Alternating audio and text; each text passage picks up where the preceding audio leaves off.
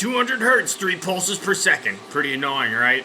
That's about what I hear every time Kamala Harris opens her mouth to lie with that annoying voice. And I don't even know what the point of speaking is if you can't tell the truth, unless, and this is really the only reason, if you're trying to deceive people. And that's what they're doing. I'm speaking, okay?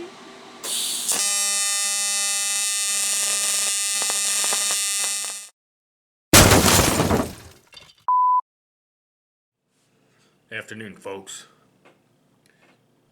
Back-to-back welding rants. Man, this is bad. I'm running out of argon over here. But there's no shortage of stuff to rant about. The latest in this line, vice presidential debate.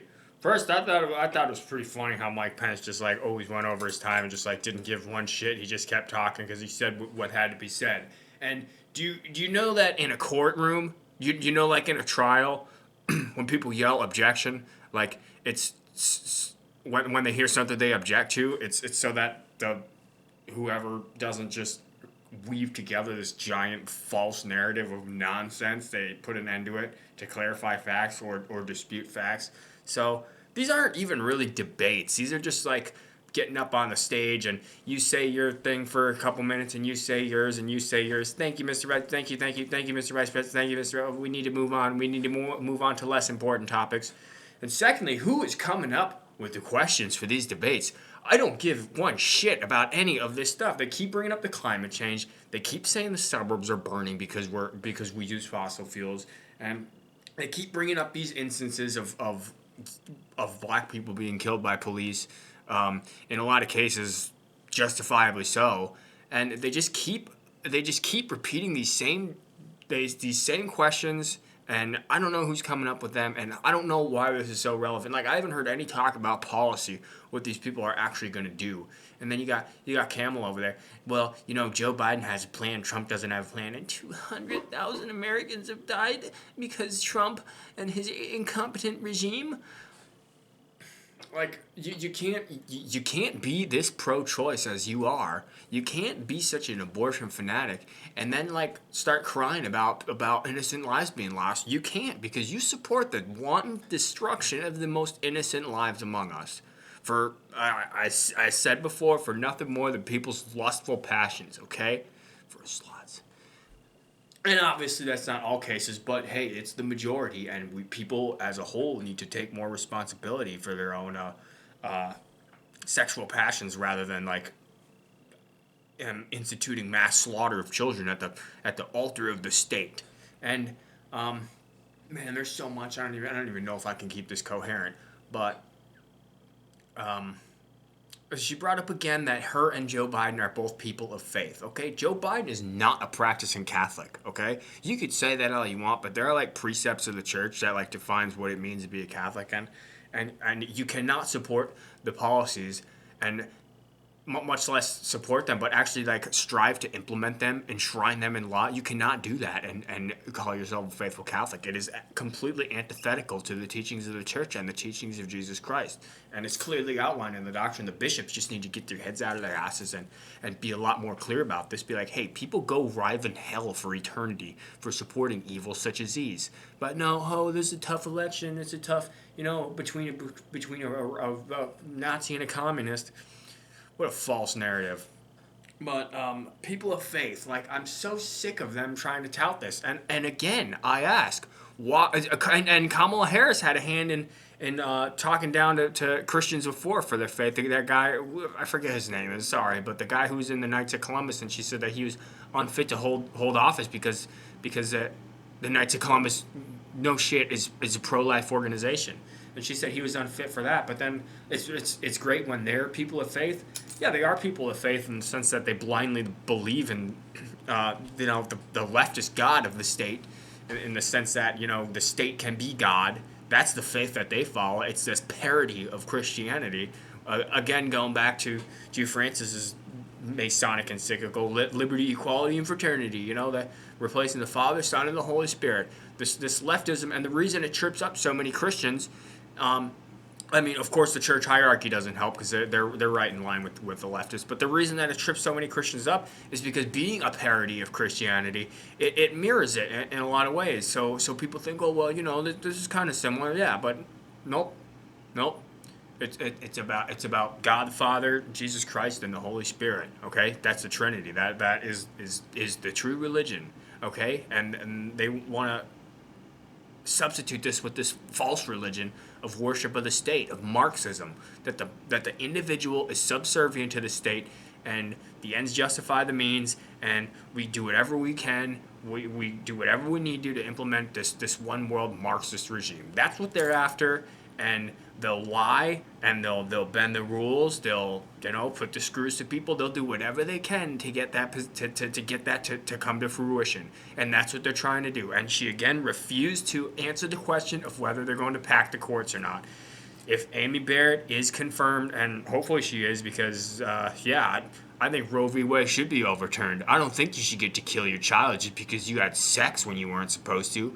Don't even act like, you didn't know what you were doing. Like, I've heard people say, well, I had very poor sexual education in public schools or whatever. You're like, well, maybe you're not the one who started the problem, but we've had a long cycle in this country of single mothers and just the destruction of the family, all things which Marxism and the left in the United States are seeking to implement. They're trying to tear down the family because that is the basis of society. You tear that down, society follows. And BLM had to take that off of their about page, that's what they wanted, the destruction of the nuclear family. But all of this ties in, and it's all a big mess, okay? And people just, they're still just upset that Trump tweets mean stuff when there's all this other stuff at play, and you have Kamala Harris there refusing to answer if she's going to pack the courts, and just telling blatant lies about other people and about history and stuff like this. It's outrageous. It is outrageous. I don't know how anybody with a brain can vote for this ticket unless you're getting kickbacks from the leftist war machine too, or you agree with that. Certainly, if you're Catholic, and a lot of other guys have come out and said it, you can't be Catholic and support this ticket. Joe Biden is no Catholic, and Kamala Harris hates Catholicism. She hates God. They both do. If they didn't, then they would not be pushing all the evil that they do. Okay? There's an agenda behind this. It is, it's a Marxist plot, pretty much. And it's been going on for a while.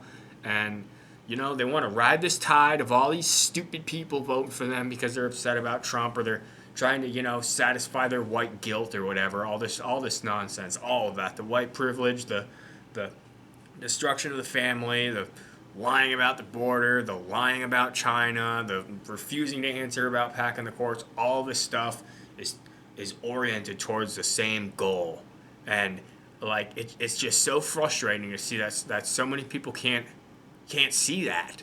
Okay, so Kamala Harris, you're a liar. Okay, you're an evil liar too, because you are pushing an agenda that is patently evil, and you know it. Okay, so just go away. All right, but they're not going to go away because they're hell bent on their power grab. But man, these debates, it's just let them go at each other. It's not even a debate. It's just they just say a little bit there. They don't even have to answer the questions and stuff like that. And they're just going on her little emotional diatribes about how terrible she feels for people who have been killed by police brutality and by COVID. Let's hear some policy. Let's hear what you really want to do. But you can't say that out loud because then maybe more people would realize how full of shit you are. You're going to pack the courts. You don't care about black people. You're hardly black yourself. You're the son of a Jamaican, or daughter of a Jamaican Marxist. And why is it that when these Democrats try and put black people into power, that it's never like the inner city black people? It's always these privileged half black people like Obama or all these people. Why is it like that? It's just ridiculous, okay? And she's Asian too. She's Asian and black, and the first woman to throw 1 million black men in prison for petty crimes in San Francisco or whatever. Man, stuff is outrageous. And I'm running out of argon over this. So if they're gonna pay for college, for everybody's college, which by the way is another plot, they want to get everybody to go to college, allegedly for free so that they can indoctrinate everybody with their leftist nonsense. People who wouldn't otherwise go. They're going to bring them there to spread all the nonsense there, but then they're going to get them in debt too, so they're going to be dependent on the government and stupid and leaning towards the left, okay? Are you going to subsidize trade schools too, like vocational schools? Because college isn't for everybody, and nor should it be. Like, this is why they push college so much, so that we can have more idiots that think they're enlightened to coming out and voting for Biden Harris, and their plot to ruin everything true and sacred. I don't even know if I want to post this, but all right, whatever. Those are my thoughts on this shitty debate, and I didn't even really watch the whole thing because I just couldn't. And when they started going on about the climate change and her just yammering on with the same stuff about how Trump's a white supremacist and stuff, it's ridiculous. Whatever.